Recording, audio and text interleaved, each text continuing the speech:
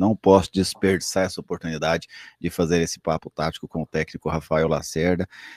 Rafael, me lembro quando o Atlético te contratou, né?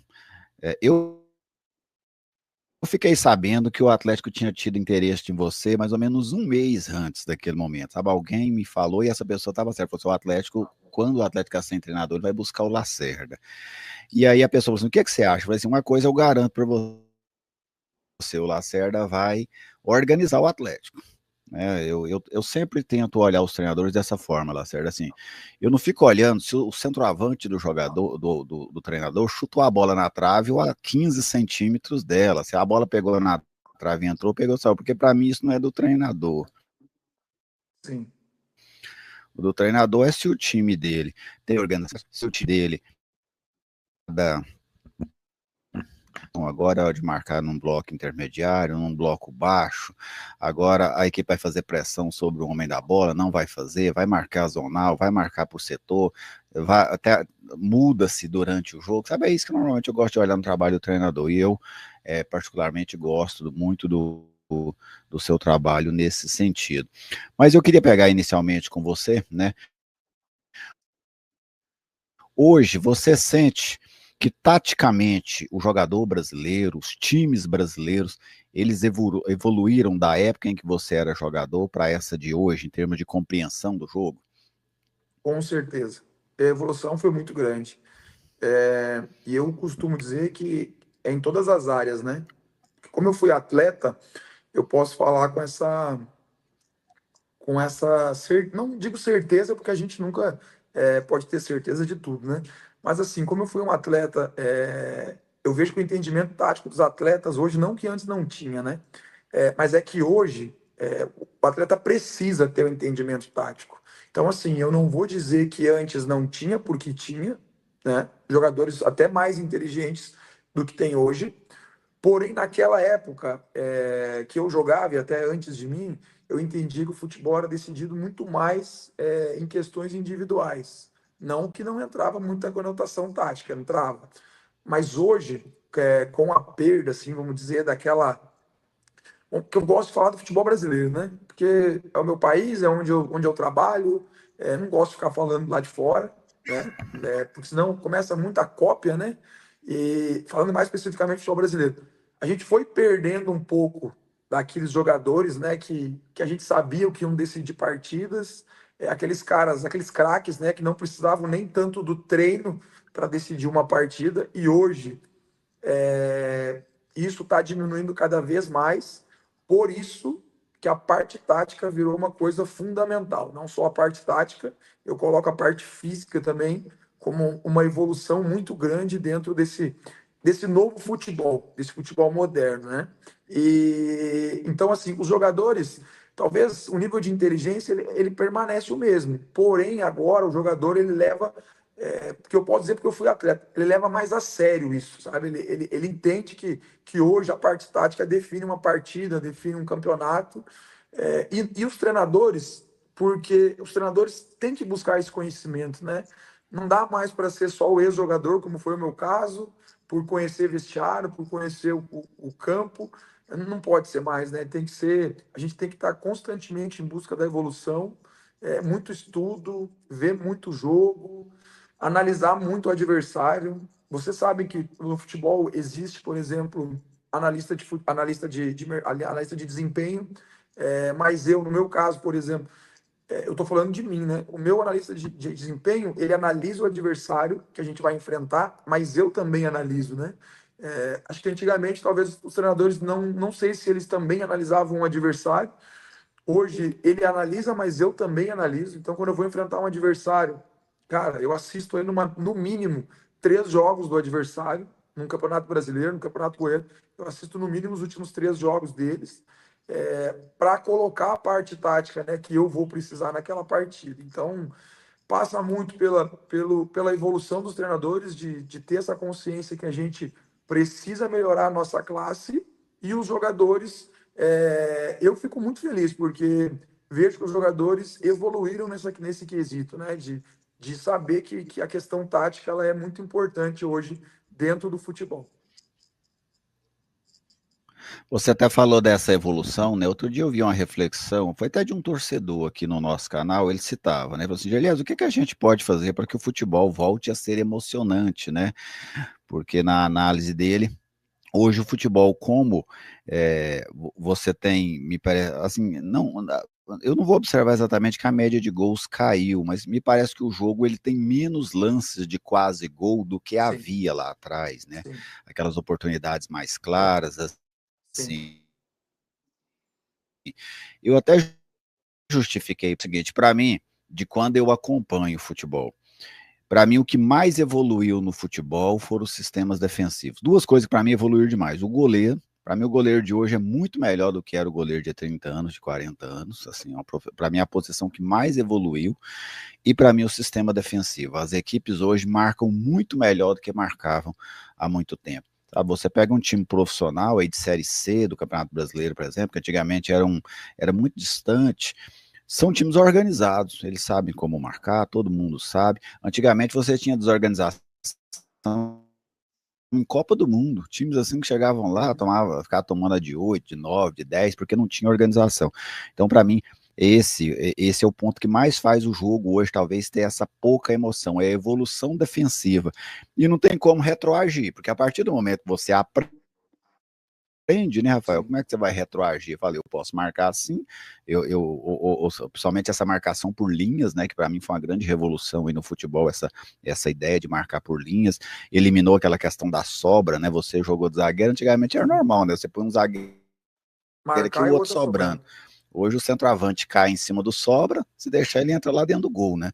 Então não tem É. mais aquela sobra vertical, né? A sobra hoje só tem como ser horizontal. Mas queria te ouvir sobre isso, Rafael. Não, eu concordo, mas eu acrescento daí a parte física nessa evolução. Eu concordo com os dois pontos que tu colocou. E aí, quando tu É fala, verdade. tu coloca que a organização defensiva melhorou, aí eu digo, em termos de organização, é daí da questão tática, né?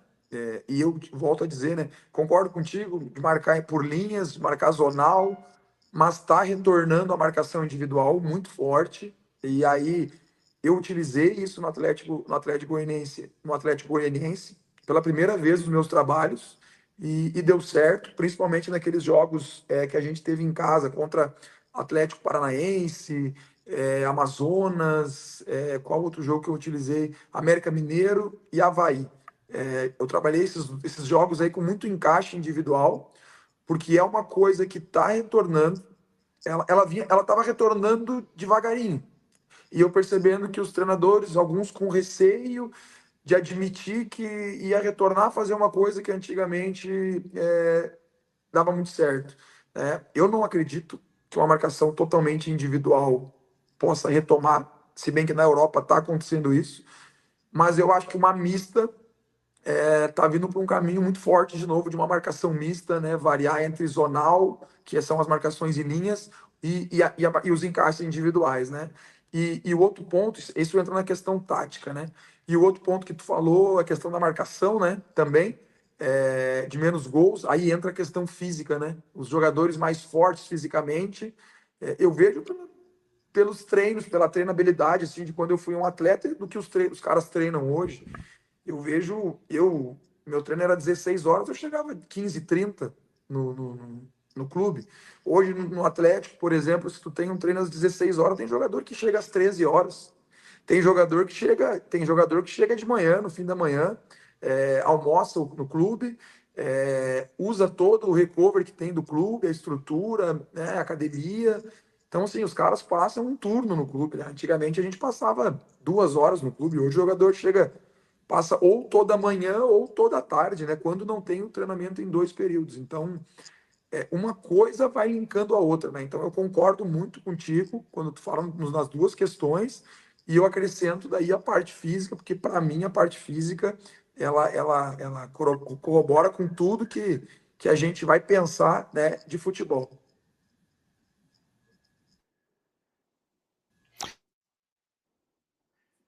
Você lembra há algum tempo, especialmente quando o 4-2-3-1 se tornou o esquema tático mais Utilizado. utilizado do Brasil, né, a gente via muitos clubes marcando normalmente por zona por dentro e por encaixe nas laterais, né? Você punha a Sim. dupla ali, sua marcando a dupla adversária e vice-versa, e por dentro você marcava.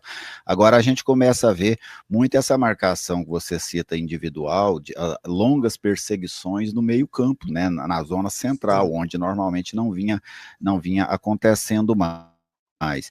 E junto com isso, um formato tático que eu vi crescendo, aí até você utilizou também, eu queria que você falasse um pouco mais dessa combinação, vamos dizer, dessa marcação individualizada pelo centro com o 4-1-4-1, né? Que eu me lembro do Aham. 4-1-4-1 assim, há uns 8 anos, ele era um sistema que gerava muito desconforto em algum time por conta das costelas, né? Os adversários começaram a jogar muito nas costelas ali do Uhum. 4-1-4-1, onde ficava o primeiro Os um. espaços, né? Agora, hoje, pelo menos assim, eu assistindo o jogo, tá certo? Mas você que é o especialista, né? Eu queria ouvir você justamente por isso. Eu já vejo muito a questão de você jogar um na linha e tirar o outro, né? Tira um vamos dizer assim, da sua primeira linha, você joga para fazer o combate, o outro faz a linha. Que aí você É, tem agressão em todos os te agredindo. sim. Assim, eu entendo que é uma coisa que, inclusive, foi um tema que eu abordei aqui no curso. É, eu me considero um treinador adaptável, né? Eu me adapto ao que eu tenho na mão. Eu não sou um treinador que vou ser contratado para determinado clube e eu vou chegar lá. Eu nunca fiz isso. Ah, não, esse é o meu modelo de jogo, essas são as plataformas que eu uso, esses são os. Não saio dessa situação. Não, eu me adapto ao que o clube me oferece. Claro que quando tu participa da montagem, como eu estou participando agora, a gente consegue alguns direcionamentos para jogar de uma maneira que tu goste, né? Então, assim, por exemplo, no Atlético, eu vou dar exemplo do Atlético. Quando eu venho para o clube, o grupo já está formado, né? Depois chegaram algumas contratações, né? Então, assim, eu fui me adaptando ao time do Atlético. Se vocês recordarem, eu inicio marcando mais zonal, né? Mais zonal. E depois eu passo a fazer uma marcação muitas vezes por encaixe, mas muito pelo perfil de atleta que eu tenho. E um fator que eu optei pelos encaixes era porque eu entendo que para mim marcar por encaixe no meio e na frente, eu preciso ter uma linha defensiva que consiga muitas vezes ficar exposta, né? Que se dê o luxo de ficar exposta e de ficar no mano. E aí, quando eu encaixo a dupla de zaga Adriano e Tito, que na minha opinião são zagueiros de um ótimo nível, que além de ter o jogo com os pés com qualidade, eles têm o confronto bom, eles correm bem para trás e eles têm boa velocidade. Então, ali foi a decisão que eu tomei, porque não posso simplesmente, vou marcar por encaixe ou vou marcar alto, se eu não tenho os jogadores para exercer. Porque depois é muito fácil, eu vou lá, faço, dá errado, e aí? Quem é o culpado? Muitas vezes as pessoas falam que são os jogadores, mas no meu entendimento, se eu fizer isso, o culpado é o treinador. Então, cabe a nós, treinadores, cabe a mim ver o que eu tenho na mão. Sobre essa questão que tu falou do 4-1-4-1, é um sistema, por exemplo, que eu já usei muito, eu gosto muito, mas também acho que precisa ter as peças certas para fazer. Justamente para não ter esses espaços que tu comentou, porque eu, quando enfrento um 4-1-4-1, é os espaços que eu tento utilizar do adversário, né? Seja com uma flutuação do 9, seja com uma flutuação dos beiradas. Eu não trabalho em outro clube, eu utilizava esse espaço, uma coisa que no início eu fiquei receoso, foi o meu auxiliar que deu a ideia. A gente utilizava esse espaço do entre linhas ali ao lado do número um ali, do entre linhas, com o lateral esquerdo. Então, assim, era uma coisa que a gente utilizava o lateral esquerdo como uma isca, na verdade, para a gente ver quem ia aí acompanhar ele nesse espaço do entre linhas, né? Porque era um lateral que não tinha tanta, vamos dizer assim, repertório ofensivo, mas não sei se tu concorda comigo, tu vê um jogador no entrelinhas, tu não vai deixar ele solto. E aí o que a gente fazia? A gente causava um desconforto no adversário com esse jogador nesse espaço aonde geralmente alguém vai quebrar para marcar ele. E aí, aonde acontecesse a quebra, era o espaço que eu tentava utilizar. Às vezes, o zagueiro quebrava para marcar ele. O que, que eu fazia? O meu 9 fazia o facão em cima desse espaço que ficou. Se o lateral, por exemplo, acompanhasse por dentro, eu ia utilizar as costas do lateral. Em alguns momentos, aconteceu que o atacante, pelo lado direito, fechava para marcar ele por dentro. O que acontecia? Me gerava uma superioridade pelo lado, porque daí o ponta não poderia baixar para ajudar o lateral na marcação, e muitas vezes eu conseguia fazer o meu médio, fazer ultrapassagens e gerar um 2-1 para cima do lateral adversário. Então, assim, isso tudo entra nessa questão tática de análise, e claro que quando eu enfrento também, aí eu tenho os meus comportamentos para mim não sofrer, porque eu já utilizei muito, né? Essa questão do 4-1-4-1. O que, que eu faço geralmente no 4-1-4-1? Para não deixar esses espaços, eu faço sempre, vamos dizer assim, para tentar exemplar, que esse cara do lado, se a bola está no setor dele, ele vai subir. Só que daí o médio do outro lado ele desce para ficar dois lado a lado. Mas para mim fazer isso, por exemplo, daí eu não posso estar jogando com meia camisa 10. Porque daí eu acho. Eu não posso tirar determinados jogadores. Vou dar o exemplo do Robert, que estava comigo no Atlético. Eu acho o Robert um 10 clássico e que o setor que ele mais rende é próximo ao gol. Se eu fizer esse movimento de 4-1-4-1 com o Robert, em alguns momentos o Robert vai ter que vir marcar na frente da minha defesa. Eu não posso tirar um jogador que tem poder de decidir uma partida para vir marcar na frente da minha defesa. Então são essas coisas que eu, como treinador, tento sempre buscar essa evolução, né? Não tirar o jogador de onde ele pode render mais, simplesmente porque eu acho que a gente tem que jogar daquela maneira. Então eu sou um cara que eu tento potencializar o que o jogador tem de mais. Ah, Lacerda, mas tem que jogar no 4-1-4-1. Não. Eu vou ter que me adaptar no 4-4-2, enfim, em outro sistema, para mim não ter que tirar esse jogador de onde ele rende melhor. É uma ótima explicação. Gostei muito dessa explicação sua. Basicamente, Rafael, assim, nessa citação que você citava, nessa exemplificação que você deu, eu imagino que esse jogador do qual você se tratava era o Formiga, né? E ele que fazia essa lisca aí. E o bom é assim, é a sombra, né? Vamos dizer ali. O que é a sombra, torcedor? Né? Vou dar uma pranchetinha aqui, ó. Se eu tiver errado aí, você me corrige, Tá viu, bom, Rafael?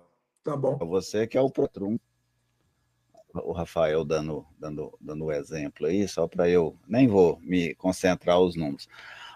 Então, o lateral esquerdo caía aqui, né, Rafael? Aí, por exemplo, o zagueiro baixava nele, aqui você gera uma sombra, né? Mas assim, você tem um espaço aqui para ser Fica um agredido, que o espaço cara para ser não vai estar utilizado. impedido, Exatamente. né? Exatamente. E não vai estar impedido, ele pode jogar na linha do zagueiro aqui, do restante, né? E atacar essa área. Se vem de cá, como você falou, você sobe o meio aqui pelo lado, que é É, para eu atacar isso. vou, Então é isso que o Rafael tá citando. eu Aí vou, você até me dá desculpa, gancho para uma outra pergunta, Rafael. eu Às vou vezes eu te, vejo assim pode falar, por eu vou favor. te interromper só para finalizar ali. É, no jogo contra o Criciúma, por exemplo, eu sou um cara que admiro muito o trabalho do Eduardo, né? Porque ele marca com uma linha de 5 e ele faz os zagueiros perseguirem, né? Fazer uma perseguição longa. E a gente estudou muito a equipe do Criciúma e o Leandro Castão, zagueiro pela esquerda, fazia compras muito longas, né? Então a gente montou uma estratégia contra o Criciúma e eu não sei se tu assistiu o jogo, mas no primeiro tempo a gente teve a chance para abrir o placar justamente numa coisa que a gente estudou, treinou, que era o quê? Era eu abrir o Thalisson, né, bem no corredor, para ele pisar na linha, para ele segurar o lateral esquerdo do Criciúma. E eu gerei um desconforto de 3 por dentro, porque o Criciúma marca com 2, e eu fiz o Robert ser um homem livre por dentro. Aí a gente conseguiu fazer o Castan comprar o Robert muito alto, e aí gerou essa janela entre o Rodrigo e o lateral esquerdo, porque o Castan chegou, e foi o Adriano Martins, o Adriano zagueiro, que achou um passe nesse espaço.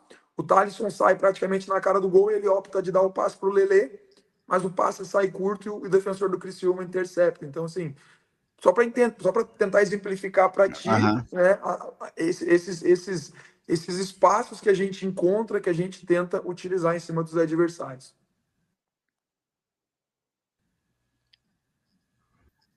Exatamente, porque assim, a- ainda se olha muito para os esquemas táticos como uma fotografia, né, Rafael? Eu gosto muito de falar isso às vezes aqui nas análises para o torcedor. Ele, olha, esquema tático não é fotografia, é vídeo. Sim, Ele é vídeo. A fotografia, quando você olha ele uma cheia, tá ali parado. O jogo é um vídeo. Né? Então esse jogador desce, o outro vem, o outro vai. É um caos, né, Rafael? Se a gente for pensar, o sim, futebol, taticamente, ele é um caos constante.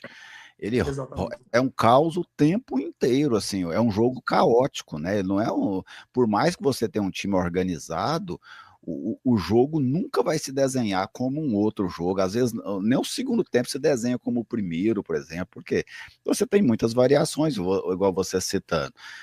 Você viu um time que fazia perseguições longas, você começou a puxar o zagueiro para longe, né? Para longe da Sim, área. sim, Aquele zagueiro tá fora da jogada, né? Você quebrou a linha daquele zagueiro, ele está fora da jogada. É onde você vai tentar estas situações. Rafael, a gente tem tempo, evidentemente, então tem que explorar melhor o seu tempo. Nós estamos vindo agora uma Copa do Mundo, né? Eu me lembro que a cada era da Copa do Mundo, lógico que isso já vem sendo influenciado antes, mas quando acaba chegando a Copa do Mundo, ela traz algo, ou ela reforça algo. Eu não sou muito de ver a Copa do Mundo trazer coisa nova, mas ela reforça coisas novas, né? sim. Eu me lembro o 4-2-3-1, quando chegou na Copa de 2010, até a Costa do Marfim utilizava esse esquema, né? Lá em 2010, acabou que ele ganhou uma grande simpatia, né? Inclusive aqui no Uhum. Brasil. O que você projeta que taticamente a gente vai ter um reforço, ou quem sabe até uma novidade nessa Copa prevista aí para o ano que vem? Eu vou te ser sincero, assim, eu não parei para pensar ainda, né? Porque a nossa rotina também, né, de muito trabalho, mas eu não sei se vai ter alguma evolução tática tão grande, como em algumas, como eu acho que já teve em algumas situações, quando foi utilizada a questão dos três zagueiros, laterais de pé invertido, enfim. Eu acho que o que pode se potencializar nessa Copa, que eu estou vendo muito na Europa, é o que a gente já falou aqui, as marcações individuais. Eu acho que tá igualando muito, né, quando tu vê um jogo de dois gigantes lá fora, a marcação individual ela tá vindo com força, então eu acredito que possa ter algumas seleções utilizando disso, né? Daqui a pouco pode não acontecer. Eu acho que vai ter muita questão de bola parada, porque é uma coisa que está evoluindo muito, que a gente está estudando muito. Eu, dentro do Atlético, por exemplo, eu e o meu analista, o Matheus, a gente estuda demais essa questão de bola parada, de brecha que o adversário te dá, né? Então, eu acho que a Copa, quando a gente fala em bola parada, é todos os sentidos. É situações desde o escanteio, vindo para faltas, vindo para laterais, porque na Europa isso vai demorar para chegar no Brasil, tá? Mas na Europa, os clubes, eu não vou lembrar agora o nome do time, porque isso foi falado lá na minha licença A. Já tem clubes na Europa contratando treinador para lateral, né? E até o tiro de meta. Eu acho que isso são coisas que a gente que possa nos trazer algumas coisas diferentes, sabe? Essas variações, principalmente quando a bola está parada, porque hoje, quando a bola está parada, seja num arremesso lateral, seja numa falta, seja num escanteio ou num tiro de meta, a concentração do atleta muitas vezes aumenta, a do adversário diminui e pode ser decidido muitos jogos. Então, assim, pensando rápido para te responder isso.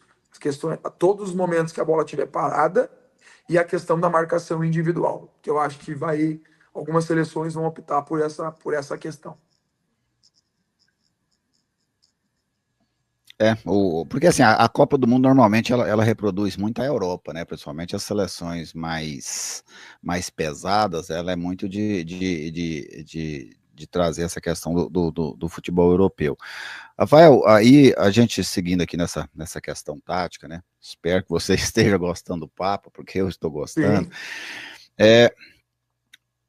A gente falando de montagem de time, né, igual você falou, dessa adaptabilidade que você tem. Eu me lembro quando o Vitor Pereira trabalhou aqui no Brasil, no Corinthians, uma das declarações que ele fez é que, no entender dele, um treinador, uma comissão técnica, para deixar um time assim, vamos dizer assim, no seu auge, ele, ele tinha uma estimativa de 50 jogos. Quando eu parei para pensar, eu falei, Vitor, então nós estamos enrolados, porque em 50 jogos nossos times aqui tem 3 treinadores, tem vezes, né, nessa quantidade de jogo. Você acha que essa outro dia foi um outro treinador, não estou me lembrando quem agora, que não falou para mim que precisava de 60 dias, pelo menos 60 dias assim, para começar a colocar, vamos dizer assim, a plataforma, o modelo dele de jogo em prática. Para você, existe um prazo para isso? Isso é muito variável? Como que funciona essa questão assim, de você conseguir colocar um time para, dentro da sua ideia tática, atuar em alto nível, né? Vamos dizer assim. Eu não tenho uma clareza sobre isso. Seria. E acho também, respeito, né? Qual foi o treinador que falou mesmo? Tu disse, do Corinthians, né? O Foi o Vitor Pereira, o português? Vitor Pereira. Mas eu já escutei de outros e eu vou te dizer que em alguns momentos, em outros clubes que eu trabalhei, talvez lá no Caxias, no Amazonas, né, os primeiros clubes, eu posso ter falado 30 dias. No meu primeiro trabalho com o Caxias, eu tive 45 dias de pré-temporada. Meu time chegou no Campeonato Gaúcho voando e a gente foi vice-campeão do primeiro turno e vice-campeão gaúcho. Mas já fiz pré-temporada de 15 dias e a equipe foi bem, conquistei títulos. Aqui a pré-temporada foi curta, no Amazonas foi curta e a gente conseguiu os objetivos. Eu acho que depende muito do jogador, depende muito do ambiente que tu cria, né, para a pré-temporada ser boa, porque não adianta só fazer o treino pelo treino. Tu já tem que, desde o primeiro dia, colocar conceito. Eu coloco conceito desde o meu primeiro dia de pré-temporada. A nossa pré-temporada do Atlético, por exemplo, ela já está planejada, ela já está com todos os treinos. Não vou dizer que todos os treinos prontos, mas a gente sabe todo o conteúdo de treino até a nossa estreia no Campeonato Goiano. Então, assim, eu sei o que vai ser no primeiro dia de apresentação no Atlético, que de manhã tem exames e que à tarde nós já vamos ter trabalho com bola, com algum conceito que eu vou já colocar na minha equipe. Eu já sei o que a gente vai fazer no segundo dia, eu já sei quais dias vão ser, por exemplo, treinos de organização ofensiva, treinos de organização defensiva, treino de transições. Então, assim, não consigo, não sou talvez capacitado, talvez com mais experiência daqui, não sei, daqui fazer mais uns 5 anos como treinador, que eu passar por mais 5 temporadas, 5 pré-temporadas, né? Aí eu posso te responder com mais clareza. Não tenho essa definição. E eu sou um cara que eu não gosto de ficar me lamentando e arrumando desculpa, né? Porque se eu falar o que todo mundo fala aqui, poucos dias, o time não vai estar pronto para o início do Campeonato Goiano. Pô, eu me coloco no lugar do presidente que, né, nos dá uma condição muito boa, escutar do treinador dele que é pouco tempo de preparação. Aí eu imagino o torcedor escutando o treinador falando que é pouco tempo. Não. Se for 15 dias pré-temporada, se for 20, se for 30, eu tenho que, como comandante do processo, fazer esse time evoluir e o mais rápido possível ter o entrosamento. Óbvio que num cenário ideal a gente gostaria de ter 30 dias, gostaria de ter amistosos, gostaria de ter 3, 4, 5 amistosos, para aí sim começar um campeonato estadual. Mas isso não é a nossa realidade, não é a realidade do futebol brasileiro. E tá ruim? Não. Tá ótimo. Por que tá ótimo? Porque a gente está empregado. Nós estamos disputando um campeonato de altíssimo nível. Eu hoje estou num clube grande, né? Um clube que me dá uma condição de trabalho muito grande, então eu não tenho que reclamar, né? Eu tenho que trabalhar. Como eu te disse, é muito difícil eu te dizer quanto tempo certo eu precisaria para deixar essa equipe pronta. O papo está muito bom sobre a questão tática. Em outra oportunidade, quero convidar o Rafael para a gente estender um pouco mais. Claro.